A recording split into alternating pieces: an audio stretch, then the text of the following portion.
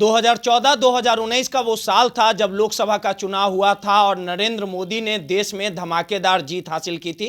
2024 में लोकसभा का चुनाव होने वाला और ऐसे में लगातार बीजेपी की ओर से ये दावा किया जा रहा है कि 2024 में नरेंद्र मोदी हैट्रिक लगाएंगे और इस बार आंकड़ा जो रहेगा वो 400 के पार का रहेगा। और बिहार में लोकसभा सीट की बात कर ली जाए तो 40 सीट पर हैं और ये वही चेहरे हैं जो नरेंद्र मोदी को जीत दिलाने में बिहार में कहीं ना कहीं खून पसीना बहाने का काम किया था।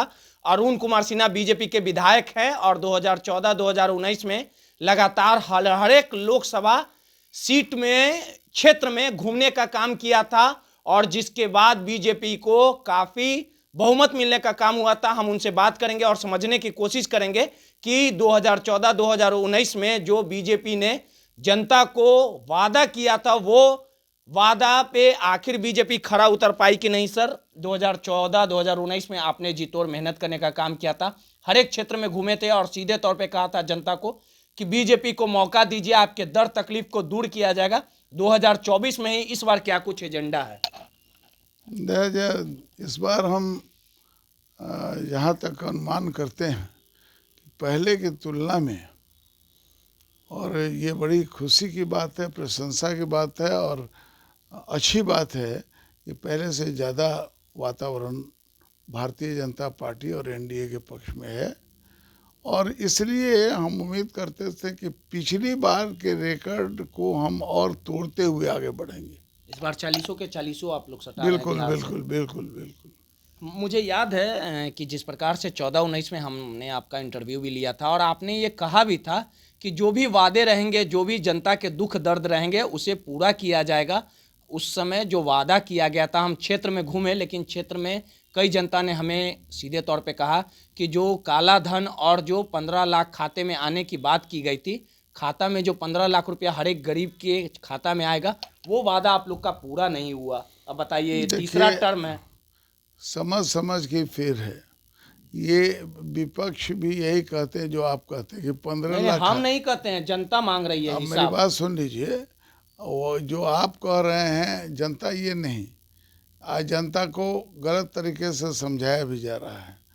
15 लाख खाते में आने का मतलब औसत, जैसे हम कहें कि आज देश में हर व्यक्ति इतने का कर्जदार है, तो वास्तव में आर्थिक स्थिति इतनी कमज़ोर है कि अगर व्यक्तिशः उसकी गिनती किया जाए और उस पर वो खर्च रखा जाए तो वो प्लस में जाएगा कि माइनस में जाएगा, मतलब वो उस पर कर्ज होगा कि वो उस पर धन दिया जाएगा। तो मैंने ये कहा, उनका उस समय कहने का मतलब ये था कि हमारी आर्थिक स्थिति इतनी सुदृढ़ हो जाएगी कि प्रत्येक व्यक्ति के पास अगर बांट दिया जाए उस सारे धन को तो प्रति व्यक्ति के पास इतने इतने पैसे हो जाएंगे।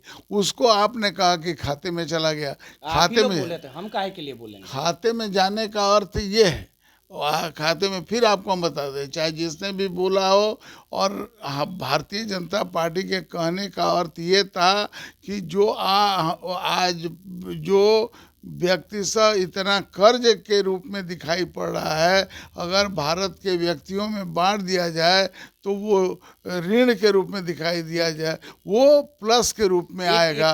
एक दूसरा वादा था विधायक जी की 2014 और 2024, अब तो 10 साल पूरने को हैं। 10 साल की सत्ता से नरेंद्र मोदी देश की सत्ता पर काबिज है। हर एक साल 2-2 करोड़ युवाओं को रोजगार दिया जाएगा। 10 साल में कितने युवाओं को रोजगार दे दिए आप लोग?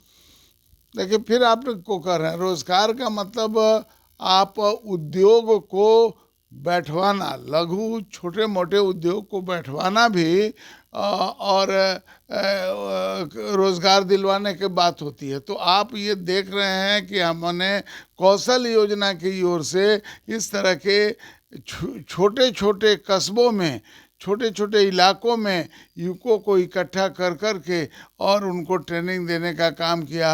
अभी बहुत तरह की ऐसी छोटी मोटी नौकरियों का सिलसिला खोला। इस तरह से हमने, एक आंकड़ा होगा ना कि इतना करोड़ लोगों को रोजगार दे दिया गया हो। मैं समझता हूँ कि भरपूर वो लड़कों को इस योग्य या बच्चों को या बच्चियों को इस योग्य बनाया गया है जो उद्यमी होकर आज काम पर लगने की प्रक्रिया में हैं। और हम लगातार ये प्रयास भी कर रहे हैं कि हम कोई भी व्यक्ति जो युवा है, जो काम करने योग्य है, वो घर नहीं बैठे और काम में लगे, और इसमें काफ़ी हद तक सफलता गुमराह आप कर लीजिए। रोजगार की बात आई तो सभी सरकार गुमराह कर लेती है, आप भी किए तो कोई बड़ी बात नहीं है। एक आखिरी सवाल है कि 2024 को लेके अगर नीतीश कुमार को चेहरा बनाया जाता है तो क्या स्थितियां कुछ बिगड़ेगी बिहार से?